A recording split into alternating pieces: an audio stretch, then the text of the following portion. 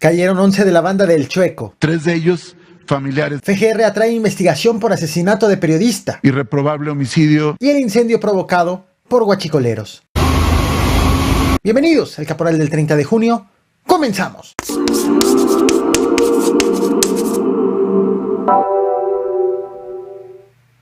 Ocurrió en la terminal de autobuses de Toluca, la capital del Estado de México. Un médico de origen haitiano, legalmente establecido en el país, fue hostigado por policías quienes les pidieron sus papeles. Pero el punto no quedó allí.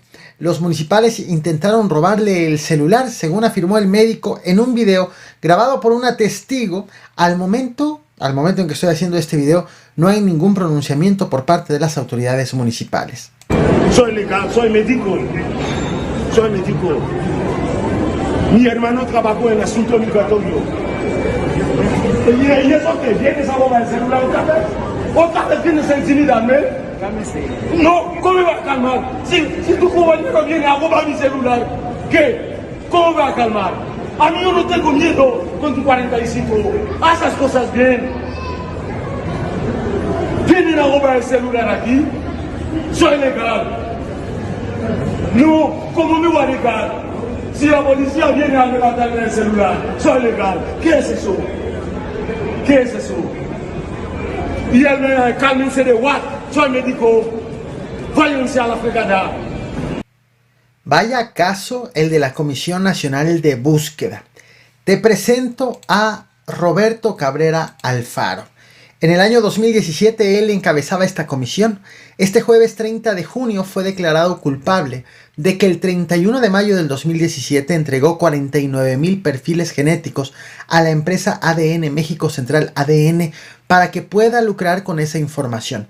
Se trata de datos sensibles de 49,000 personas que entregó en una memoria USB a Mariana García Sosa, directora comercial de genética forense de ADN, quien presuntamente descargó la información en una laptop, según han informado las autoridades.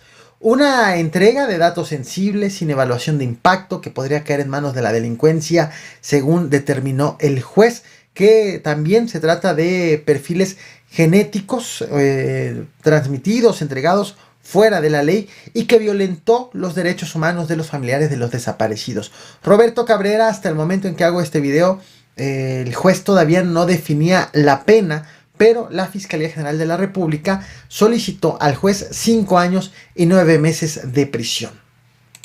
Este 30 de junio, jueves, en la conferencia matutina, el subsecretario de Seguridad Pública, Ricardo Mejía, anunció la detención en el marco todo de la búsqueda de José Noriel Portillo Gil, alias El Chueco.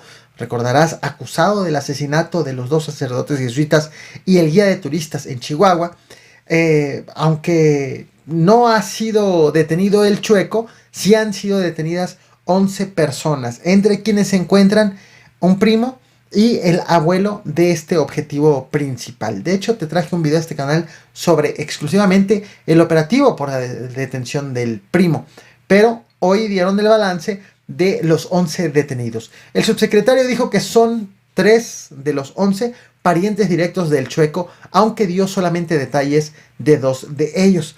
Aseguró también que los detenidos no fueron presentados ante la Fiscalía del Estado, sino ante la Fiscalía General de la República.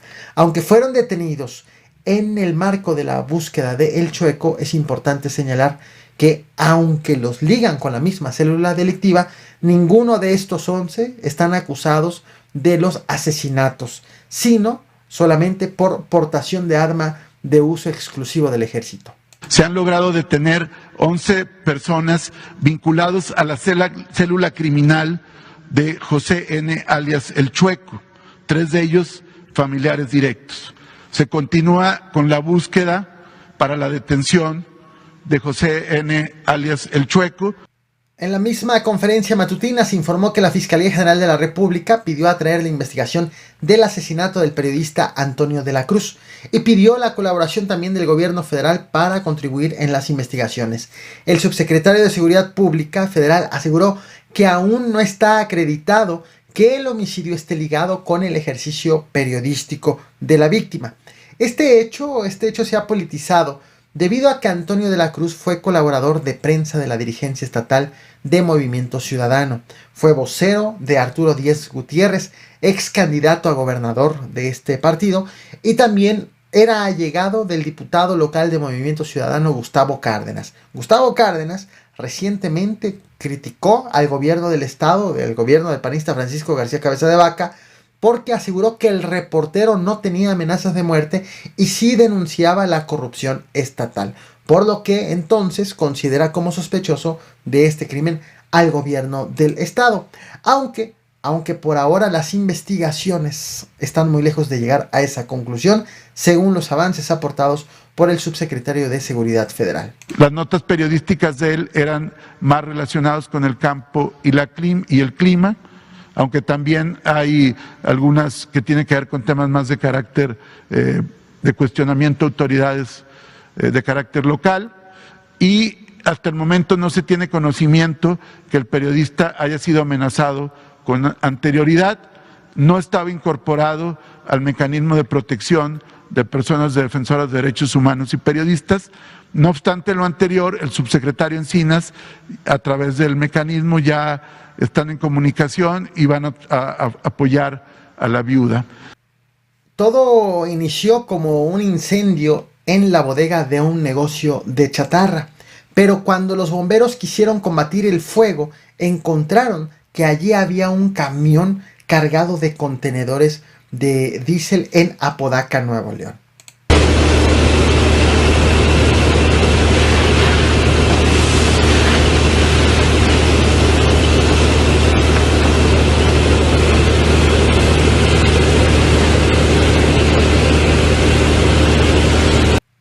Por este incendio tuvieron que ser desalojadas alrededor de 100 personas de la zona, entre vecinos y trabajadores, a una cuadra a la redonda. Este incendio comenzó alrededor del mediodía de este miércoles 29 de junio en la colonia Moisés Sáenz, por fortuna sin daños mayores.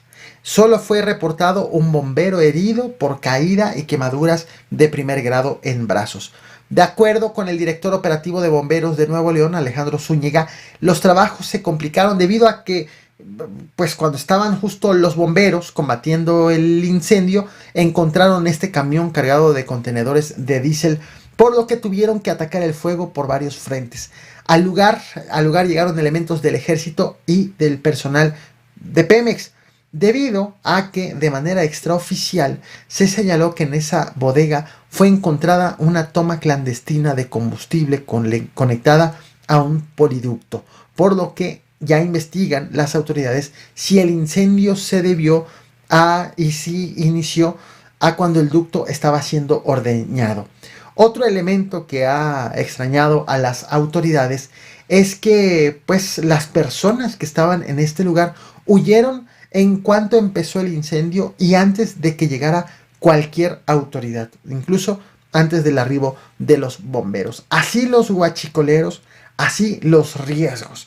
Te muestro más imágenes de este incendio controlado finalmente y, como te decía, afortunadamente sin personas heridas, ni mucho menos fallecidas, salvo el caso del bombero con el resbalón y quemaduras de primer grado. No olvides reventar el botón de like, compartir y suscribirte. Gracias.